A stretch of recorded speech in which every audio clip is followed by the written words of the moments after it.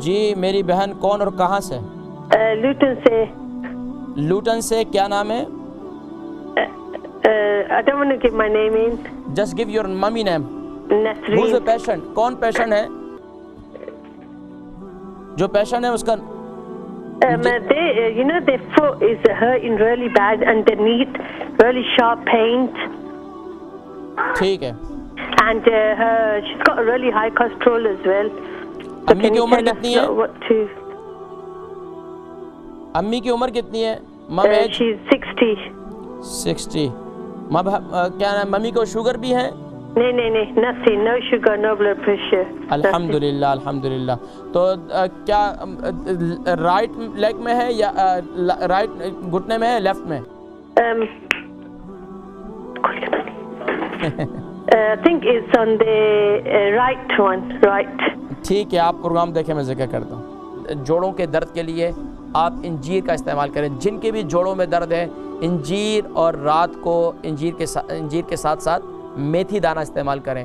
یہ اتنی مفید چیز ہے کہ ناظرین کرام شاید ہمیں اس چیز کا اندازہ نہیں ہوتا. میں کئی دفعہ ذکر کرتا ہوں کہ آپ لوگ انجیر اور یہ میتھی دانہ ہے اس کو معمولی سمجھتے ہیں. اس کو معمولی نہ سمجھیں. انجیر اور میتھی دانہ کو رات کو گیلا کر لیں، صبح اس کو جو ہے، اور اگر شوگر نہیں ہے تو رات کو اس کو دودھ کے ساتھ میتھی دانے کو گرائنڈ کر لیں اور جو ہے اسے پھکی مار کر دودھ کے ساتھ کھا لیں. اور دودھ کے اندر اگر آپ کو ریشے کی شکایت ہوتی ہے دودھ سے تو پھر آپ دودھ کے اندر ہلدی ڈال دیں.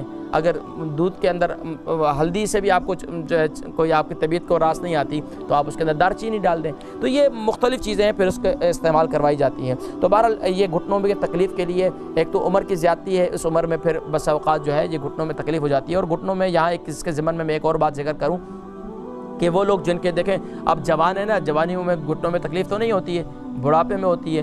تو جو لوگ کھڑے ہو کر پانی پیتے ہیں یا آقا علیہ الصلوۃ والسلام کی سنت کی مخالفت کرتے ہیں، جب مخالفت کرتے ہیں تو جسم، اب اس کا نقصان کیا ہوتا ہے؟ جب آپ کھڑے ہو کر پانی پیتے ہیں تو آپ کے پورے جسم میں سرایت کر جاتا ہے اور آپ کے گھٹنوں میں چلے جاتا ہے، آپ کی ٹانگوں میں چلے جاتا ہے.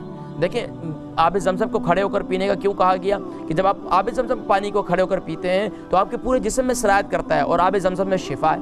لیکن باقی پانی پیارے نبی صلی اللہ علیہ وسلم نے کبھی ایک دکا آپ کھڑے ہو کر پی لیتے ہیں تو کوئی اس میں یہ بھی ثابت ہے. لیکن کم از کم آپ کو ہمیشہ یہ عادت بنانی چاہیے. جو جوان ہے میں ان سے کہوں گا کھڑے نہ گھوٹا کریں پانی، بیٹھ کر پانی پیا کریں آرام سکون سے 3 سانس میں.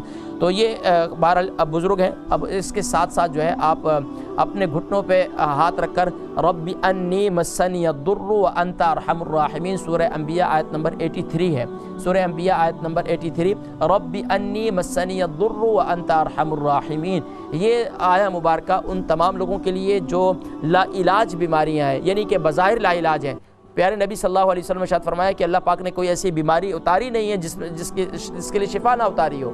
تو سبحان اللہ ہر بیماری سے شفا موجود ہے.